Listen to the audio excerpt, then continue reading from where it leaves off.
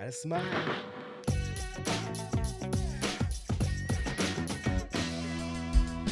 And another episode of Two Dumbbells and a Microphone. I am DJ Moore. And I'm Joey Dussel.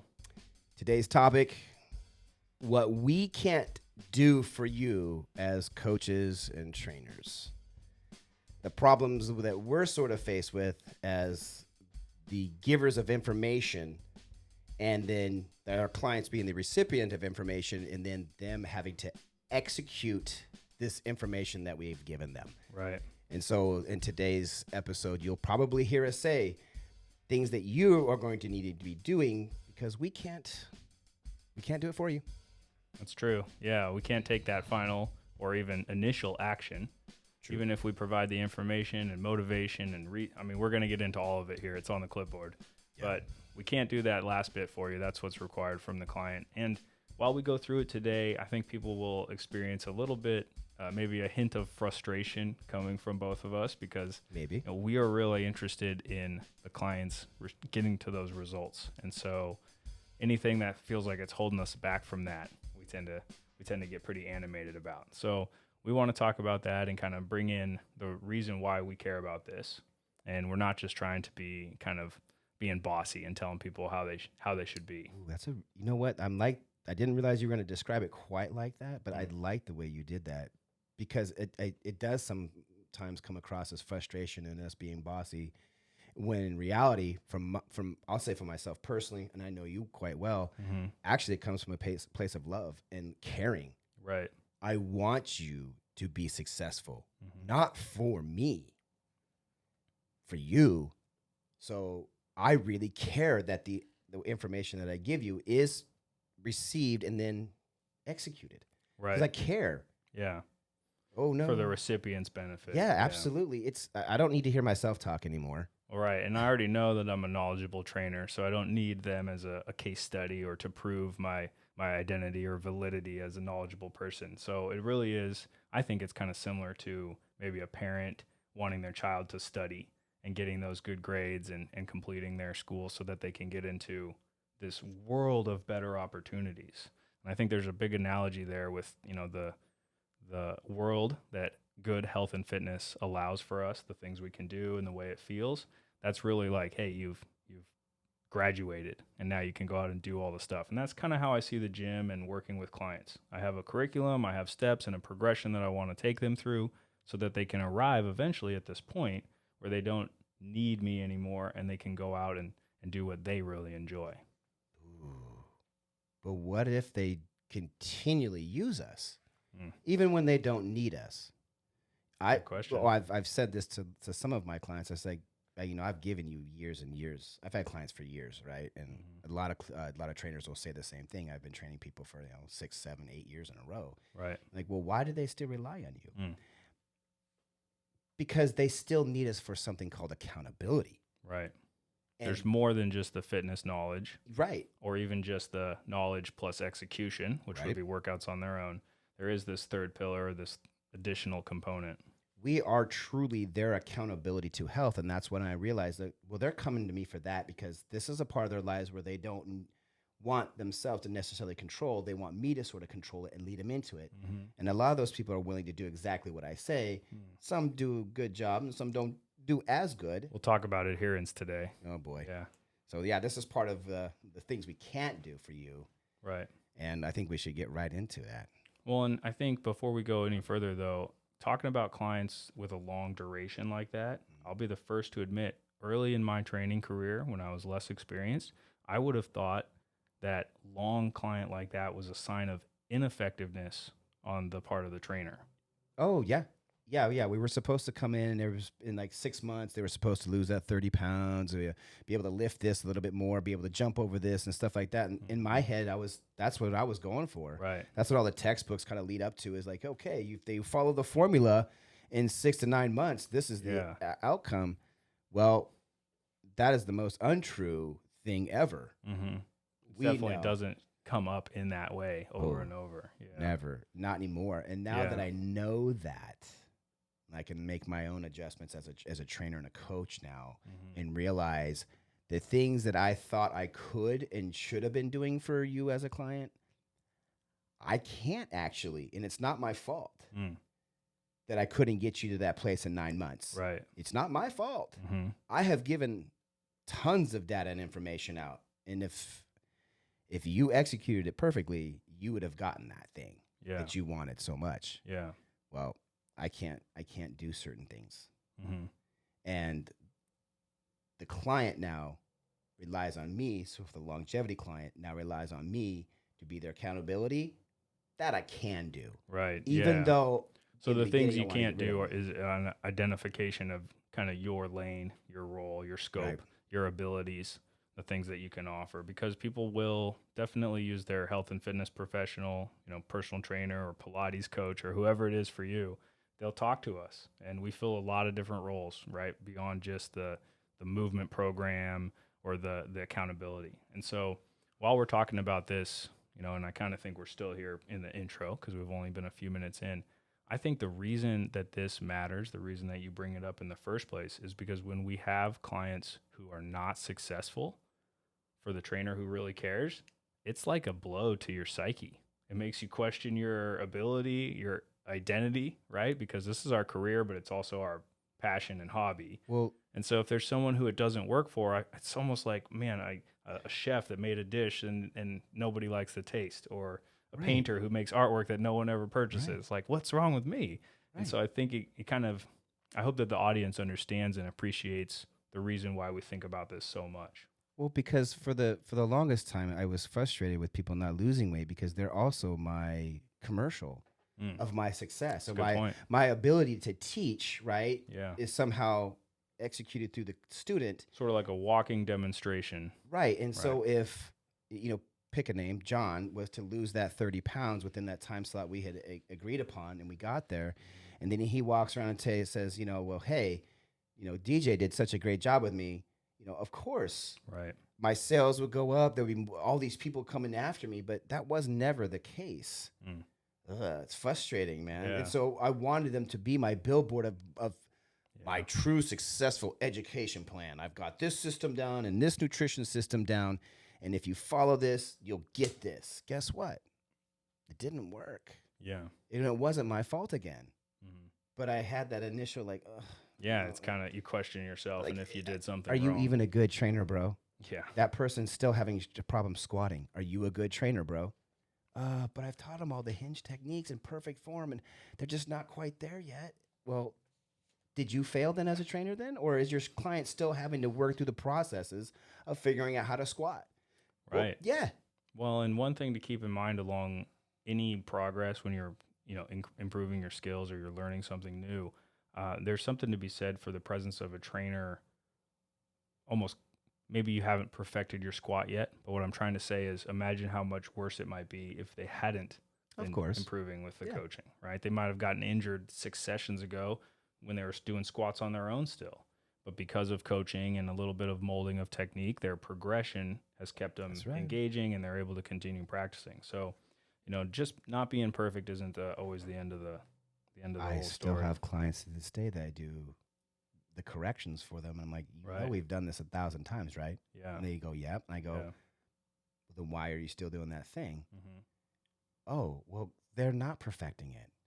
They're not probably ever going to always perfect these things. Right. And I think we can back off as trainers a little bit and say, hey, some of them are still going to have problems doing these movement patterns because they're not professional movers like we are. Yeah. Think about it. We're professional movers. Well, and on another side of it, I've had nutrition coaching clients where we're looking at their food logs each week for a month. And then at the end of the month, they have, let's say, little to no progress. The scale is the same. They feel like, man, what have I done this for? And we can kind of look back and say, hey, your month was super busy. You had all these events, or it's your busy time at work.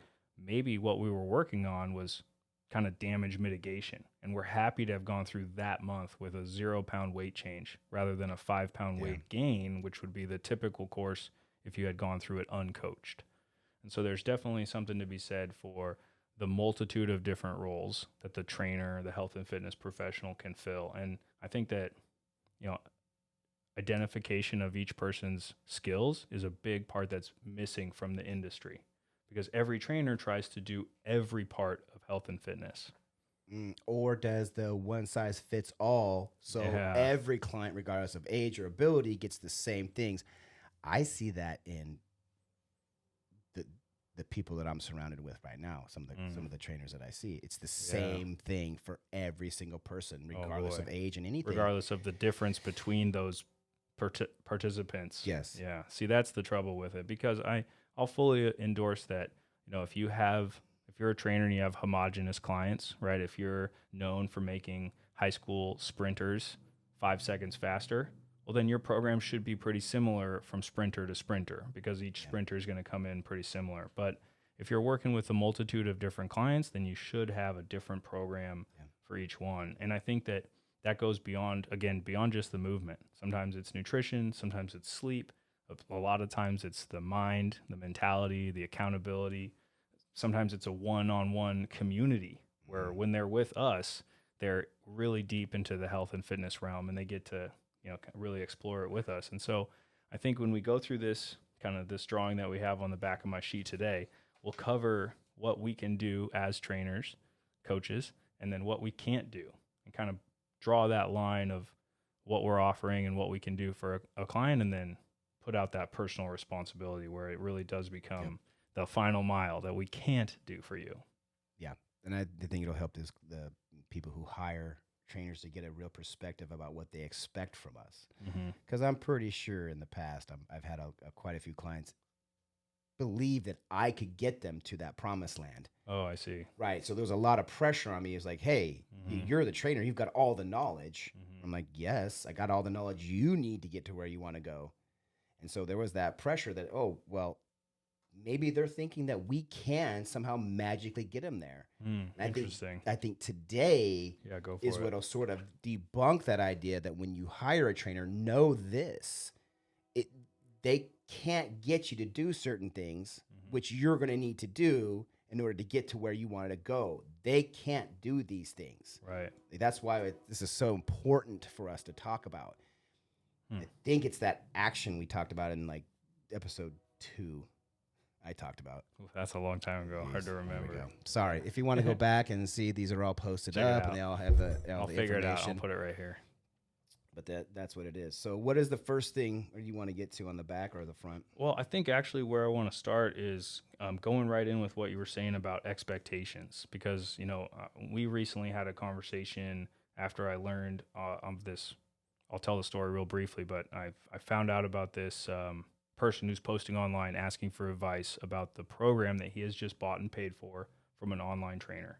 This is an anonymous forum, so I said, hey, I would happily look at that and give you some feedback on it, because it sounded like some really psychotic recommendations. Remember, 284 grams of protein, now. Yeah. Yeah. TJ Okay. remembers. Yeah. So we talked about it a while ago. And so anyways, I would like to start with kind of talking about the 3 broad categories of what a trainer can offer for any client. Okay. And then what a client can maybe expect to pay for those, so that this individual who I'm thinking of, he might even listen to this and know, he basically was getting ripped off. And it makes me upset, because the person that was doing the ripping is a member of my industry and basically my same job title with online trainer. And so a little bit of our topic today is to broadcast the realities of what a person should be able to expect on those 3 different levels of service from any health and fitness professional. This is key. This is probably something that they have not heard before, because we don't really talk about this. Yeah. This is clever, man. I'm glad you're going to bring this up. Go ahead. Okay, Rock cool. it out. We'll start here. It's clever. So, yeah, I am proud of this, because a long time ago, DJ and I spent a tremendous amount of time in your old apartment with all these Post-it notes on the wall, like some murder mystery, Who done it? Yeah, we're trying to figure out, connect the dots and all the clues. And we were basically obsessively thoughtful about the process of coaching, because we were at the time working to convert our in-person coaching experience to an online experience. And we were really examining, like, what makes us we were in the top 5 trainers at our gym, and how did we get there, and what do people like about us, and why do they renew? I mean, we were meticulous. And along the way throughout that process, we identified really these 3 big categories of what we were doing for the clients that we had. And I'll be honest, we zeroed in on the clients that we enjoyed Yes. seeing, right? And That's so important. I'll put that right at the top. If we really want to be thinking about the people that are most engaging to interact with. And I think that I say that now because it does bring the very first bit of personal responsibility, which is like when you show up for sessions, be into it. Be into it, and we will be there and match your energy and exceed it. I guarantee it every time. So show us that, and we'll always give you more back. And while we were doing that, and while we're looking at those individuals that we enjoyed, we found these 3 categories. The 3 categories really boiled down to guidance, accountability, and support. And we can talk a little bit more about what each of those means, but really, basically, it was in the guidance, we were given programs. We were telling people like, hey, you should make this adjustment to your squat, or you should do this many reps, or this pace. That was kind of it. We were the provider of kind of decoding the vast amount of health and fitness knowledge, and then the individual person and making a connection with those 2 bits of data. Yeah.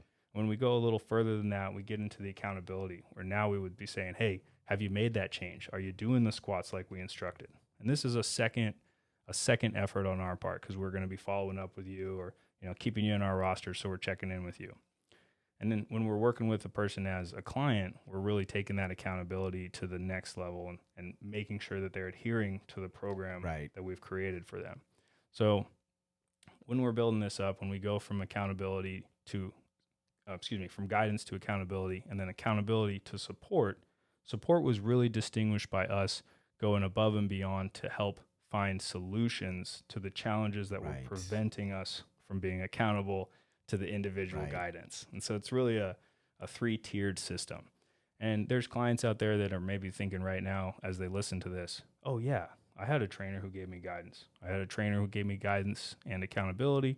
I had a trainer who gave me only accountability, right? They're a great community, but they never really told me specifically what to do, right? And then there's trainers who are great on all 3. They're really giving that high level of support. Right. And the reason we're bringing all this up now is to set those expectations, because those 3 levels of service, those 3 things that a trainer can offer, those are basically progressively more labor intensive. They take more time. Makes total sense, right? I hope, as you're following along. So as we're going through here, if you're looking at guidance, accountability, support, expect to pay more as you receive more of that supportive service. Right. And yeah, you would find this in almost every category out there. Like if you wanted to buy a car, right? There's options for these cars, right? And every time you add an option, it's going to cost you a little bit more. It's not uncommon. It happens all over the time, all over the place. You go to the doctor says, hey, here's a fee for coming in here. Plus there's a fee for their prescription. Hey, there's a fee for that IV or whatever else, a tongue depressor. So people are used to this. Right. Even just keeping it in the fitness realm, like if you were interested in Pilates, you could buy a Pilates book. That would be your guidance. If you got a Pilates program and then your coach says, hey, are you still doing those stretches every 3 days, blah, blah, blah, there's your accountability. And then finally, like if you got that Pilates coach who's going to be with you one-on-one on the Cadillac, right, the reformer machine, they're going to say, oh, when you do this stretch, it hurts your body like this. Here's how we modify it for you, right, one-on-one in that moment. There's your Pilates with the 3 levels of, guidance, accountability, and support. And so if you're looking, like this individual was on the forum, he was looking for guidance from this coach and accountability, because she was going to provide him with a plan and then basically have these weekly check-ins and help him to make sure he was sticking with it. No promise of support, which would be, again, as a reminder, that's helping him to figure out the solutions to problems he may encounter. Long story short, this program was basically garbage, large sections that were copy-paste, components that were just, calculations that are factually wrong regarding nutrition recommendations for food portions. Yeah. And like literally a sentence in there that said, if you can't understand how to do an exercise, Google it. It literally said that. It was like, it didn't say look at my videos or look at this video that I've already vetted as a good example of how to do this exercise. I mean, I'm upset about it even now. Like, Google it. Because she's charging hundreds of dollars per month for this guidance and accountability. And it's just really poor quality results. Yeah. So as we talk about this today, I just want to have kind of this concept in the forefront of the audience mind, because it's something we're thinking about. When we talk about what we can offer, we've kind of categorized it into these 3 levels of service. And then worked our way up to make sure that those fit with the things that we found people needing. Why is this so important for the person listening? Because if they're about to spend money on someone, maybe these are the 3 questions they should ask. Like, what do you provide as a coach and trainer? Great. So we're actually really good. offering you financial advice and not wasting your time here. So if you listen to these 3 things before hiring somebody, you could really save some money, or you could be purchasing the exact thing you need. Yeah. But I think this doesn't get talked about at all. And the client doesn't know how to discern between a good one and a bad one right away.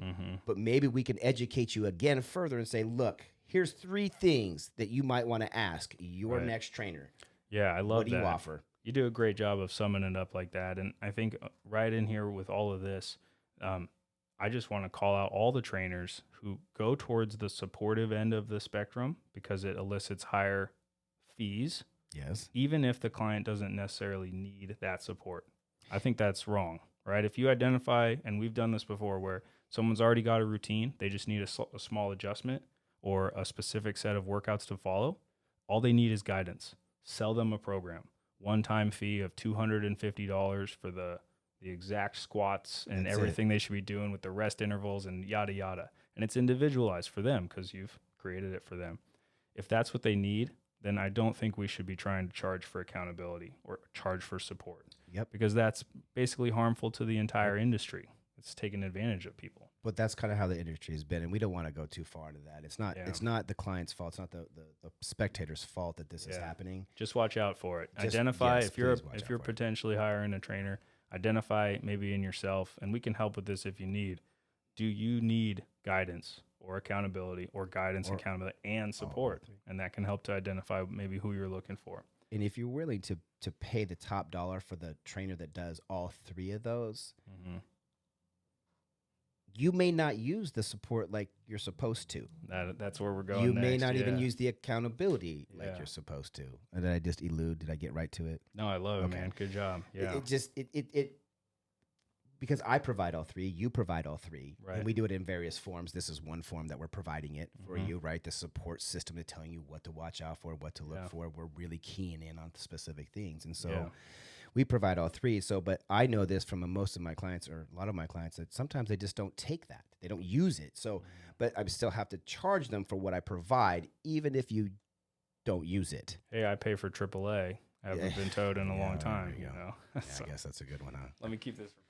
The last piece that I want to add to this is finally that, like DJ saying, he may offer all 3 of those and you may not end up using the last, total amount of support. But if you are a prospective client and you maybe have identified that you need guidance, accountability, and support, whatever your activity of interest, well, then don't go out and waste your money on a coach or a program that doesn't offer all 3 of those pillars. And I can help, and we can provide some information on what you might mostly need, because we've done that literally hundreds of times with our initial interviews and that process of, basically cold call to the new member and try to get them to come up and greet us. And when we did that process, I think something that really made us stand apart was we went into being genuinely useful for those individuals. Say, hey, Tommy, you already have a routine. Let me just adjust a little bit. Here's your program. And that's the guidance that he needed. Right? One session charged rather than trying to upsell a 5-pack or a 50-pack, meet me weekly. I mean, gosh, I get I used to leave people with this. It's like, I leave this with my clients nowadays. Like, hey, if you need something from me, please let me know. Yeah. They can send me a text. This is my in-person clients, by the way. They can send me a text, and that support is, as fast as I can get to it. If it's at 9 o'clock at night, forget about it. Right. But we all got limits. Obviously within reason. Yeah. All right. Now, the second part of this is, I think that the biggest thing that we can do for trainees, for clients, is be that shortcut to the priority information, or the order of importance of things, the order of operations that they should do. And that's kind of like we've touched on it before, the fitness concierge, where we know all about this health and fitness info, and now we've learned all about you through the assessment, and we can put the steps in order. Say, hey, this is what you need to do in this manner starting now. And then if we're offering support, then maybe we say, and here's how. And that's where we're getting into some of the more time-consuming and individualized solutions. Couldn't have said it any better. That's Okay, it, cool. period. Right on. Yeah, That's good. it. Thank you. Now, that being said, I think that a huge component of that is, we have, like you mentioned earlier, a lot of trainers try to go to the one-size-fits-all approach because they recognize the complexity of individuality for everyone. Right. And so I think if we can be on a soapbox for just 1 minute longer, trainers try to get to a one-size-fits-one program where you've identified your most favorite client that you love working with, and you create an awesome program that helps that type of person achieve a desirable result. And then you'll have more and more of those people over and over. And the reason I bring it up here is that if you are a client or a prospective client, check out the trainers that you're thinking of and see how their other clients are doing. What do they look like? Who do they look like? If they're not similar to you, then there's a strong chance that it's not going to be a good fit with that individual coach. True. Okay. Yeah. Okay, cool. Now, let me give you this one. What the trainers can't do. So we just hit that big first one of prioritizing the information, giving you the order of operations, letting you know what's the plan. Now it's time for the client. I can't actually make you do anything. It's the action. Oh, man, that sounds so broad. Right? You mean you can't make us do anything, but you make us do push-ups and squats? I'm like, actually, no, I ask you to do them. You perform them willingly. That's true. They could always leave. And I've told my clients a couple of times they have whined over a certain exercise, and they're like, oh, man, not this one. I go, well, you don't have to do it. I'm just asking you to do it. I'm like, you can walk away if you'd like to. And they look at me funny. I'm like, well, it's true. I'm only asking you to do something that I know is going to benefit you because I'm a professional and I know you so well in and out. And this is my support right now. Yeah. So, yes, I want you to do them because I know how well they're going to be for you. So I can't make you do the exercises. Right. I can't make you eat the foods that I want you to eat that I know that would benefit you. The nutrition choices aren't yours to make. I can't tell only you the advice. Yep. I can't make you go to sleep. Right. I can't make you put your device down an hour before bed so your eyes whatever that stuff. You know what I mean? Right. That blue light that keeps you awake. Can't make you have your bedtime routine, even if we write the most meticulous guide and make a great and video. I've done this. I've done this, and this is where the frustration probably is going to come out. Is at this point is that we're professionals. I've wrote down so many times like how much food you should eat and you realize at the end they're not even following it. Right. And it's frustrating. You're going, I can't make you get this. And then you come back to me and go, why didn't I lose weight? And I'm just going, really? You're going to ask me that question when I said, this is what you got to do. And you just told me you didn't do it. But then you tell me I didn't lose any weight. And we're going, well, how did this happen? By analogy, I think like someone comes to me and asks for directions to a faraway place, and I make a great map and turn by turn, and then they haven't even ever left, and they come and ask, hey, how come I didn't arrive at my destination? It's like, you didn't even leave. You didn't even leave. And if I knew you weren't going to leave, I wouldn't have made the whole map. I would have just given you a great itinerary of fun stuff to do right here at home, by metaphor. And so you can hear why it's frustrating. Yeah. We genuinely care and we work hard to get you that. We've studied. Yeah. We've learned. We've done all this stuff, this work, because you came to us and said, please teach us. Right. You asked me to do this and then you don't do it. Well, any teacher, it doesn't matter if you're a trainer or anything, teacher alone is going, well, is this information even worth giving out to you then? Yeah. I had a client before, and I gave him a specific routine that I wanted him to perform at home because he had the suspension band system. Shoulder therapy, small stuff, little exercises. Things, 10 minutes a day? No, the TRX. Oh, okay. Yeah, the suspension band, not just the band. So I had given him this routine that I wanted him to follow on his own at home because he was only coming to me once a week. So I said, hey, here's the plan. Okay, boom, boom, second session on his own. Right. So I gave him the script. I showed him how to do it. We performed it in person. We walked over it. And I said, hey, now go home. And this is for Wednesday and Friday too. Do exactly what we did here these next 2 days. That can't be that hard. So when asked, when he came back, I was like, hey, did you do these things? Oh, no, I didn't do them. At this point, I realized it's like, well, then I can't give you any more information for you to follow. Right. Because you can't digest the first bit of information that I gave you. So why should I give you out more information? Yeah. And I think I get a lot of this from my own clients. It's like, there's all this information out there and they got it all, but they're not executing them all to the fullest. Or anything. Anything at all. Executing anything. Right. And it ends up, slapping them in the face a little bit. Well, and I fall for that too. When it seems complicated, it's easy to get real close to overwhelming. And, I think that the industry creates that on purpose because then the expert gets to position himself as like, oh, I'll help you get through all that chaotic noise.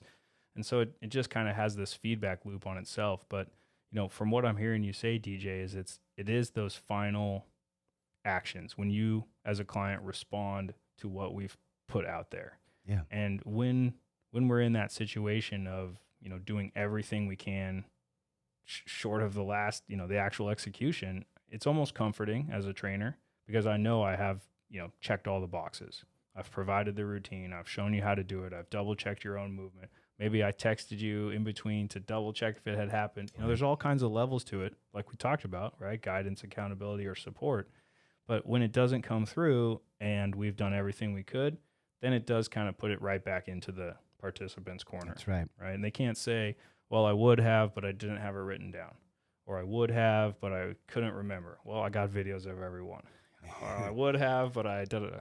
And so the more of those objections that we've handled and then it still hasn't come through, that's when it starts to get more and more frustrating. And like you said, it would be for a Spanish tutor or English as a second language, music, anything.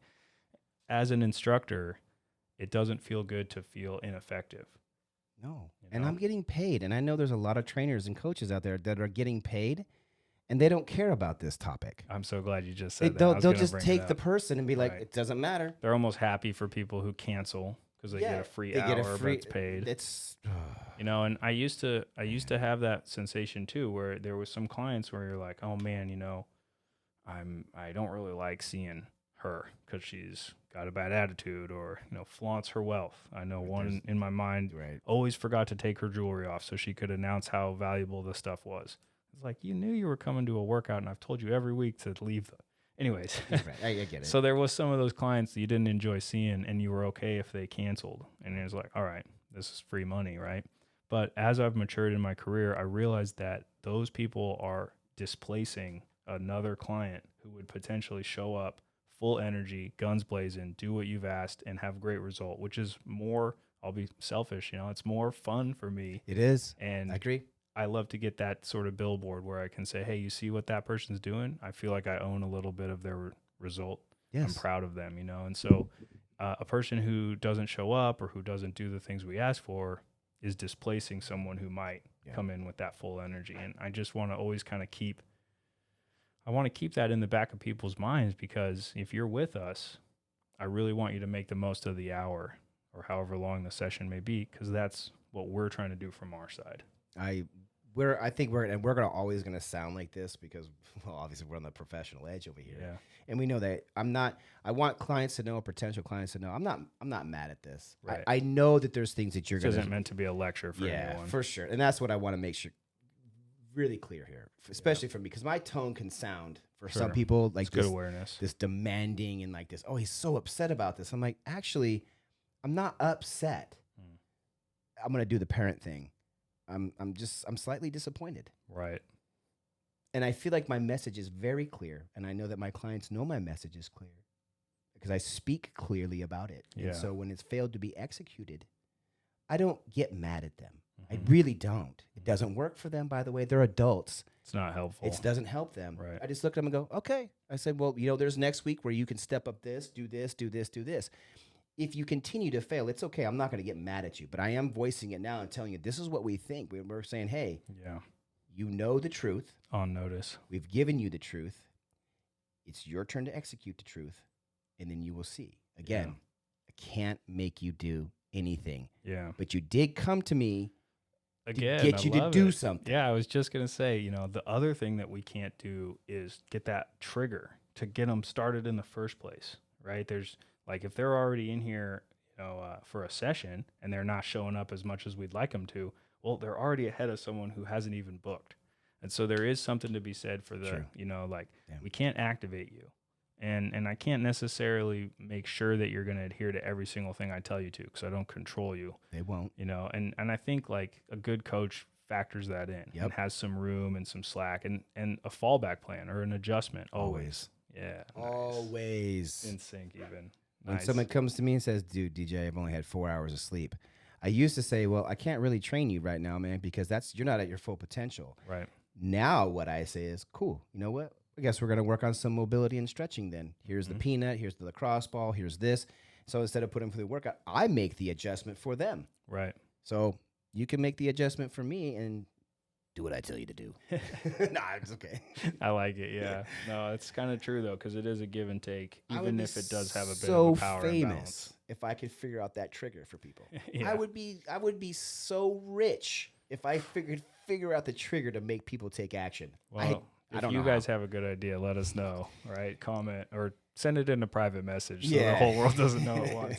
But there's definitely something to that because, I always try to recognize the individuals who, if they're struggling to participate, it means they're trying to be on the field, right? And that's better than someone who's in the stands spectating. And that's better than someone who didn't even come to the stadium. And if you're kind of thinking of your way through this analogy, there is all different levels of people in the health and fitness effort where they're working their way towards, what could be their pinnacle. I want to make sure that, we're just on the same page as to what we're expecting from each other and what we're providing for each other. Yeah. That's Cool. good. Expectations of what we want you to be and expectations of what you want us to be. Right. That's cool. Now let's go through a few of these. I got a little bit of a chart here on the back, little word map. And so we'll just go through these a little quicker here because we have about 30 plus minutes already. So what a trainer can and can't do for you in each one of these kind of categories. And I think we've hit on a few of them already. We'll start off with the programming, information, and an assessment. A trainer can do this, right? They can program for you. They absolutely should assess. And that can be in person. They're looking at you. They're measuring. They're looking. Maybe recording or taking before and after pictures like we've touched on. That's something a trainer can do. And I think that it's something that they absolutely should. No, should be the foundation of every trainer. You should be able to do X, Y, Z starting off. Yeah. The rest of the stuff, though, might change. Right. And I put this one on here first because if a person's not fully transparent and giving us the real deal, it's like the foundation of the building. It's not sturdy to start with. So I encourage people to be honest, vulnerable with their coaches, tell them what matters, because then we can make sure that your program is harmonious to you and that it really works for you and it's motivating, and that has a great feedback loop on its own. Number 2, movement. I can provide that too. Yeah, so the trainers can obviously instruct on proper technique and provide feedback on the way that you're doing your exercises, but we can't exercise for you. Right. We can't even drag you to the gym or kidnap you and bring you. So there's got to be at least some innate desire for you to either complete the work you've been assigned or get that feeling of accomplishments for doing what you've been programmed. We got to tap into something there so that the individuals are deciding to act.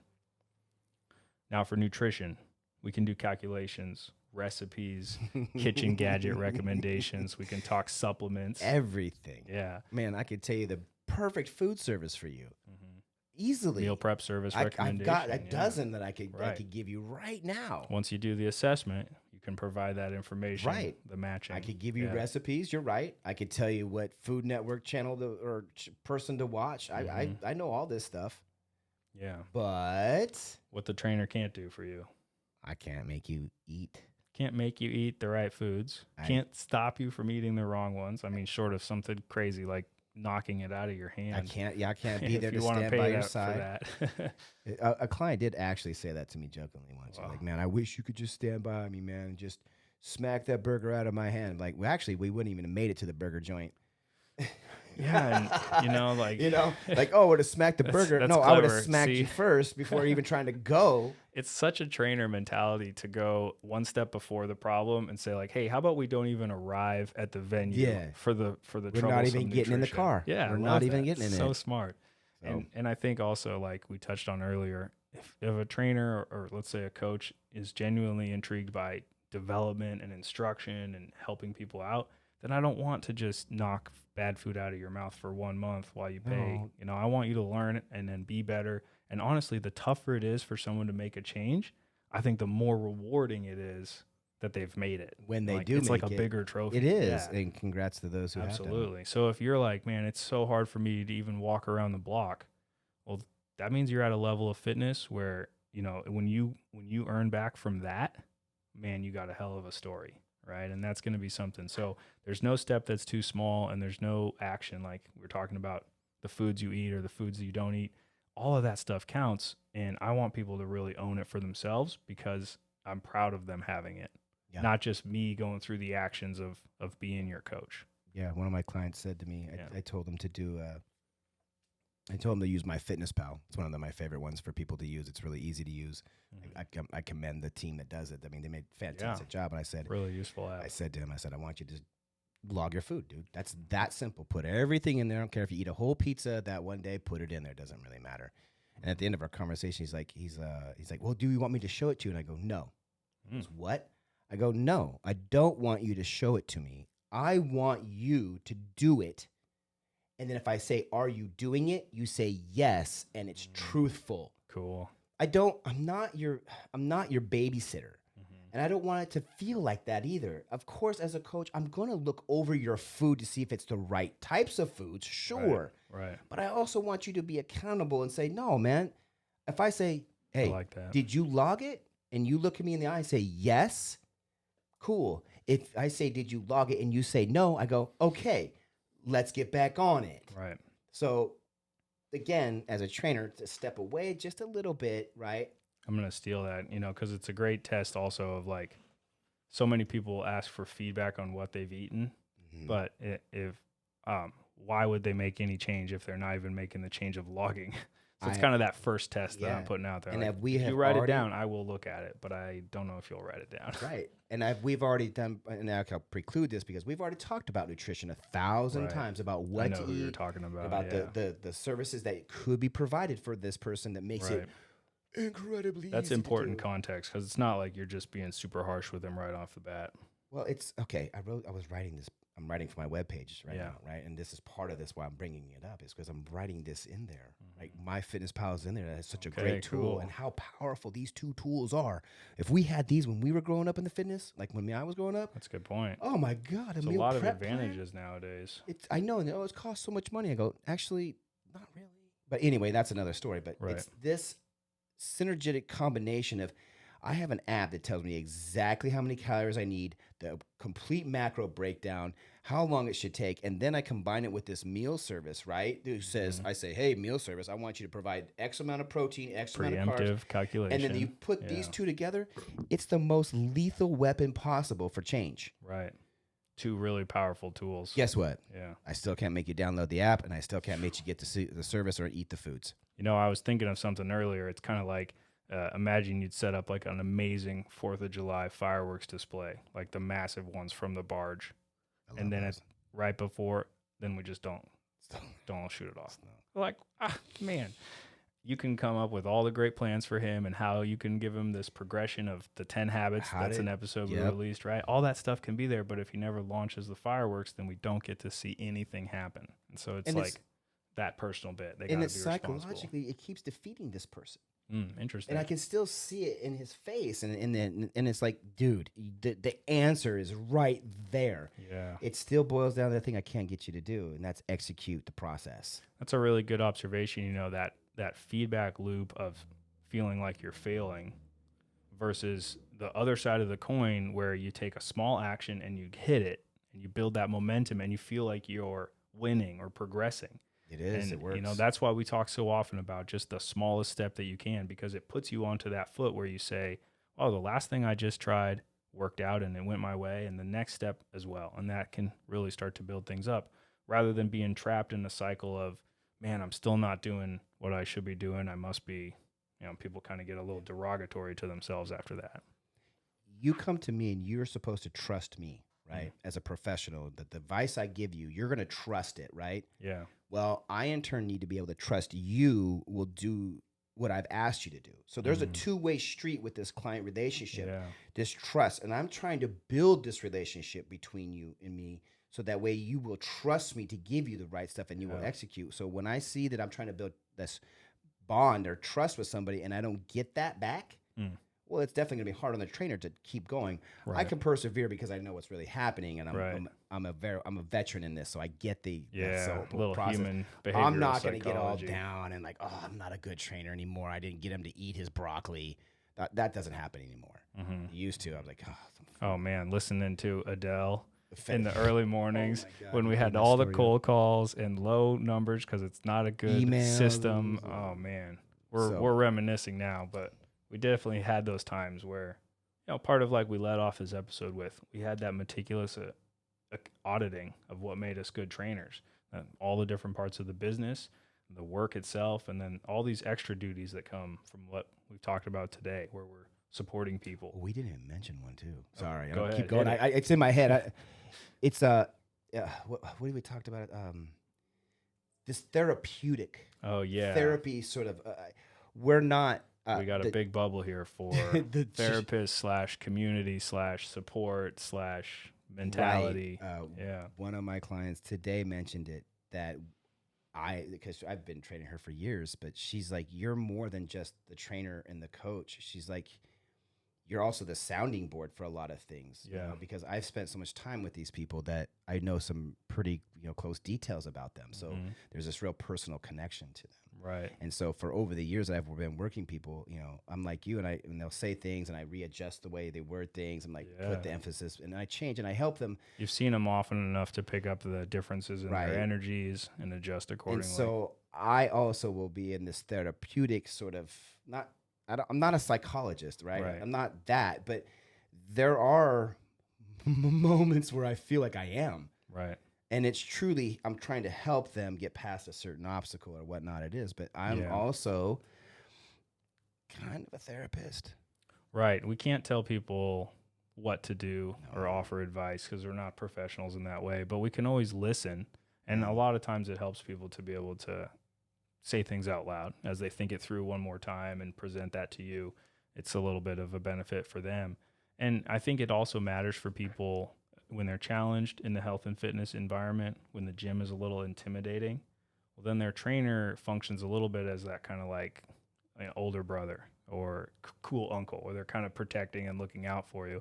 And so to fulfill that role as a trainer, it means you have to identify that you're not just going to be all about the movements and getting them to do all 21 squats in a row or in a workout or whatever it may be. Like if that person needs fewer that day, you need to be able to find a way to determine that and make those adjustments. Yeah, we are good at that, man. We've been doing this for a long time. So. And the last tip on this is that we can't do that to our best ability if you're not telling us everything. And so I encourage women, this is kind of, it's a very direct example, but I encourage women to tell me if jumping rope makes you pee your pants a little bit. I'll take it out, right? I don't want you to skip the workout because you saw that it has jump rope. I want you to just tell me, I don't care. I'm not going to judge you. I'll make that adjustment right off the bat.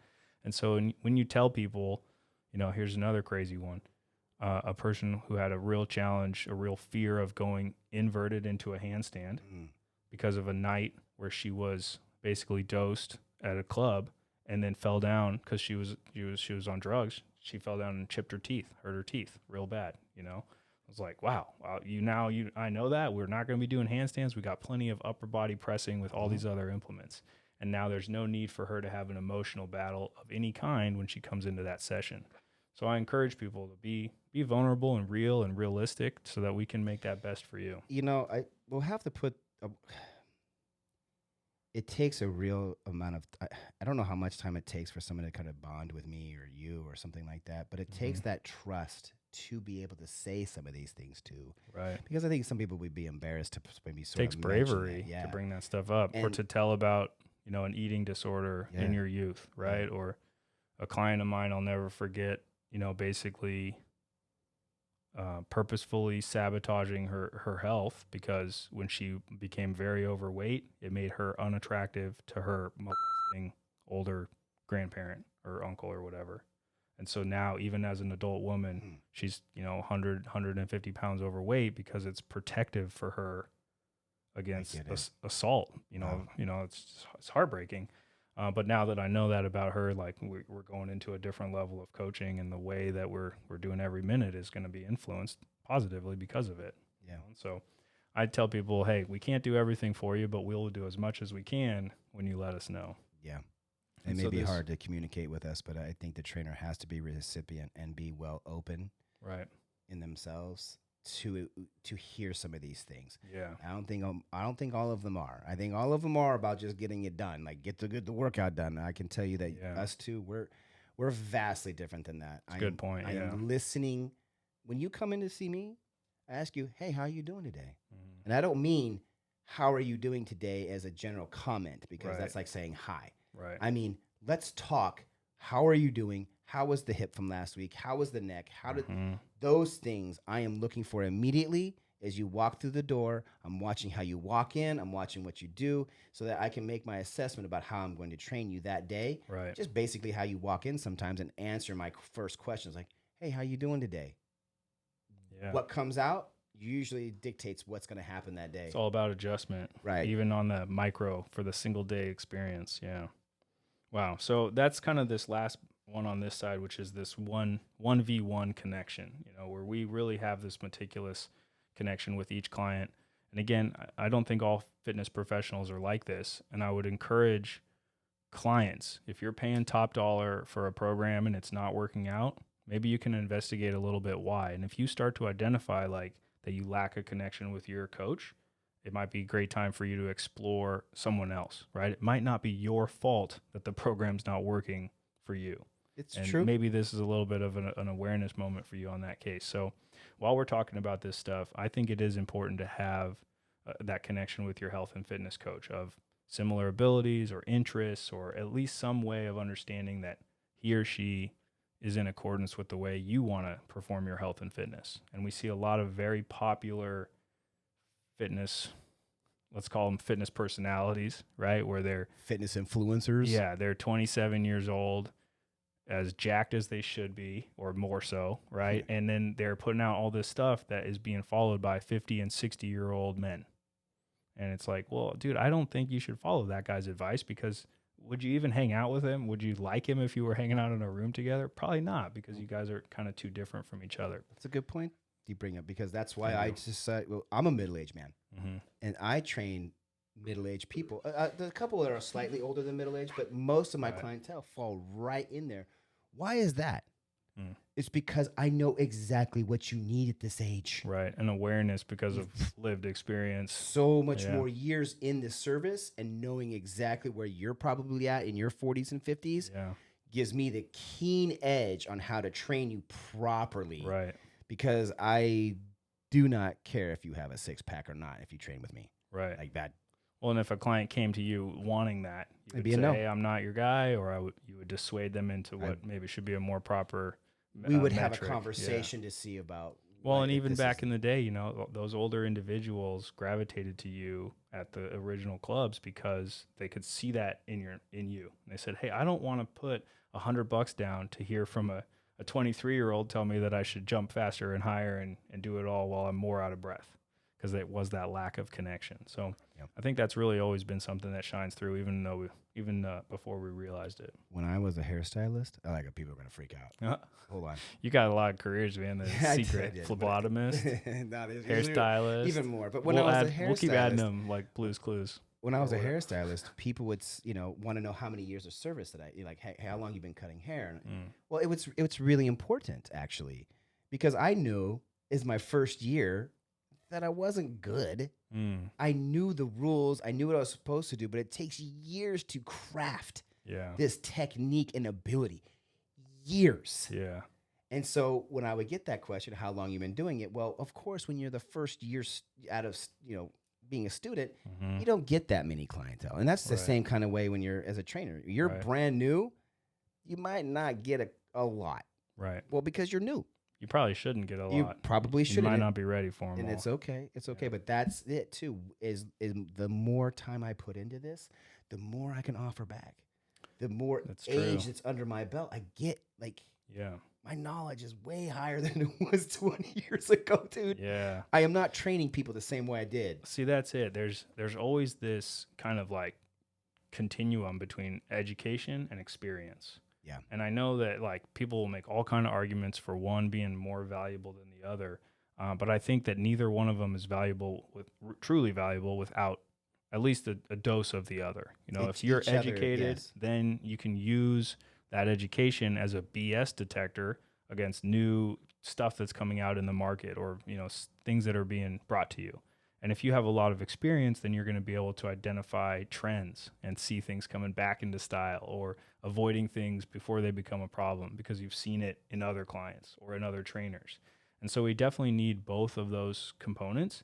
And I think a trainer can be that education and the experience for you as a client, right? Where you can say, hey, I don't have time to go to college for 4 years and then take a certification for 2 years of study after that, and then work in an industry for 10 years, and then come up with, I just want the plan that works for 45-year-old men who have 2.5 knee injuries and want to achieve this goal. Yeah. And that's the position that your trainer or your fitness coach should be able to occupy for you. So making sure that they have that completion of education and experience. If they're well educated, but they're brand new, like you just mentioned, then their experience is still lacking, and they're going to need to build that side up. And it's perfectly fine. Right. It's the process of the young trainers need clientele. They need to go through these processes, and the discerning new trainer will work their way through this and learn it and become more professional. That's what I did. Right. I realize now that I wasn't as good as I am now. I realize how many shortcomings I had as a new trainer, but I had to go through all of these. So to get to where I'm at today. That's what it takes. Yeah. That's why we're here. That's why we get to do this one, which is podcast. That's where you're at now. Yeah. So we can podcast for you. We can be a bit of infotainment, entertainment, and information for you. And I encourage people to make sure that their trainer occupies that space a little bit too, because one of the biggest factors for success with any health and fitness change is the community of people around you. And so if you're having a lot of people who are into nutrition and supplements and send you videos about cool exercise things and feats of human capacity, that's going to be dramatically different than if people are sending you clips of the new Marvel movie, or tickets to a sit down concert, or whatever things you might be doing that are a different level.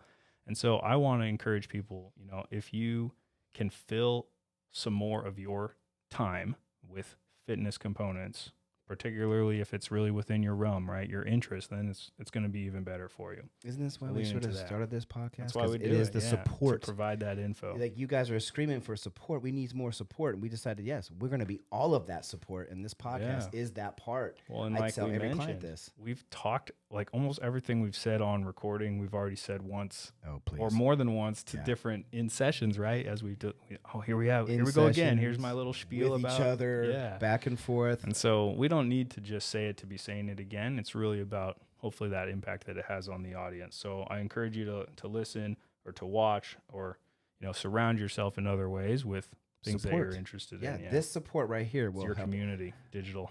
I've been telling every single client, I said, you know what?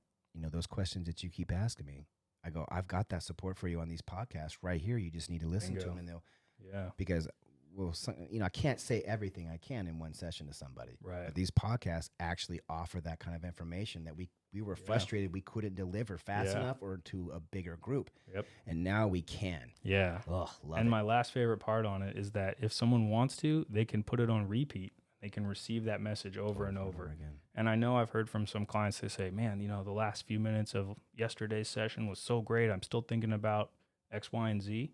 Well, here you go. Maybe here's a little recording, and you can put this on for yourself over and over again. Now, last bit here, and we'll come in just about at 1 hour. So we got our lengthy episodes. You know what? We're consistent. As we've mentioned before, getting 10 years of knowledge in 1 hour is a pretty good trade. So we don't apologize for length anymore. Nope. That being said, last little bits here. Sleep. We can't make you go to sleep. We can't make you do your digital detox before bed. We can't make you decide that this stuff matters, except maybe to tell you about the importance of it. And we can only do that so often. So we kind of run up to this wall of like, it's 2023. We all know that sleep's important, that posture matters. Like it's kind of. Is anybody questioning this anymore? Sleep? Right? There's not any new info. It's just about making it happen. So whether it's training gadgets or mobility tools for self-massage, the product recommendations, meal prep service, all that kind of stuff, we can help to decode those once we've really gotten into that individuality with each client. And so I hope that the trainer can occupy that space. All of these ones that we did for you today, really showing what we can and can't do, and that your trainer does those for you. That's right. Yoda, when he was training young Skywalker, could only tell him how to do it, right? It was up to Skywalker to do it. Guess what Skywalker did? He left Yoda. That's right. True, yeah, he had to go do his own thing. Like, what happened to him, right? I know this is kind of, but what I'm saying here, guys, is that we can provide everything that you will need to get to where you want to go. What we can't do is make you do it. Right. And we know that if you did exactly what we have said to do and get the things we said to get, these changes would happen. Yeah. We know it's harder than this. Right. I know it's harder than what I'm saying. That's where the support comes in. But that's where the support comes right there. And we are still your biggest cheerleaders, though. Yeah. As frustrated as I may get or the things I may say, I am still your biggest fan. Yeah. I still want you to succeed, even though I see you fail time and time and time again. That's true. Any good teacher is going to go, yep, get up, let's do it again. We're not in it just for the highs. No, I don't do that anymore. It doesn't. I don't feel that anymore. Yeah. I'm already. Well, this sounds funny. I'm already high with my clients. Like in my like I love. I'm teaching. stoked to just be doing training every day. Yeah.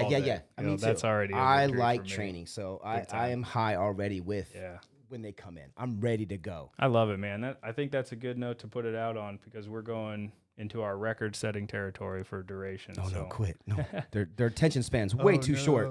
Yeah, we'll play it out here with our final bit of music and just say, if you've made it this far, pat yourself on the back. I appreciate you listening. And honestly, kudos to you because we've been putting a lot of information into these. If a person is listening and they're retaining some of it or all of it, one thing. I mean, that's awesome. Yeah. Like when we coach, when people pay us $100 per hour, we don't talk about this for just one whole hour. We talk for 4 minutes and then we start working out with it. So I think you're getting so much value from a free podcast if you'll just commit to putting us in your ears, which is what we appreciate. So thank you for being on with us again today. As you've heard me say before, like, comment, subscribe, notify, share. If you're listening to this from the future and there's a new verb for a different platform, then you should Twitch it, or splat it, or what. I don't know, man. Like, it could be something crazy. So wherever you're at, enjoy it, show it to somebody else. And if you have questions, comments, concerns, ideas, suggestions, hit us up through the website. If you haven't seen it before, it's 2dumbbellsandamicrophone.com. You can find us there. Then there's show, links to the YouTube. It's all there. Get on it. Check us out. Yeah, it's 2023, man. You guys got this. They can do this. All right, guys.